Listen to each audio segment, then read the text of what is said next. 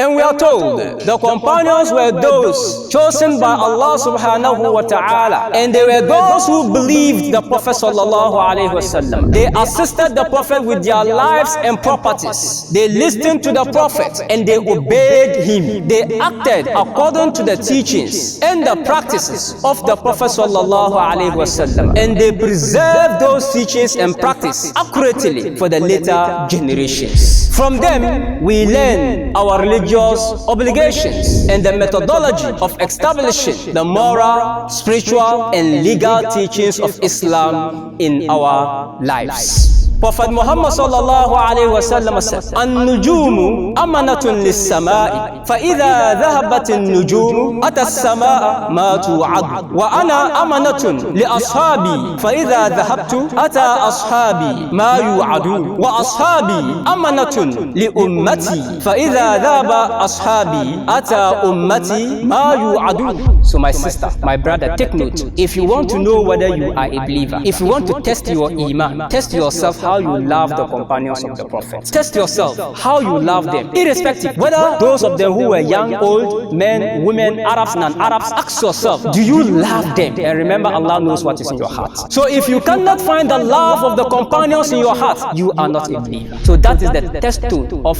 iman, to test your iman. The Prophet said, "Al-ansar la yuhibbuhum illa mu'min." No one loves them except a believer. So whoever loves them, know that you are a believer. وَلَا يُبَغِضُهُمْ إِلَّا مُنَافِقٌ. And no one hates them except a hypocrite. So if you hate a single companion, whether Abu Bakr, Omar, Osman, or Abu Huraira, or any other companion of the Prophet, if you have an iota of hatred towards one of them, you are a hypocrite.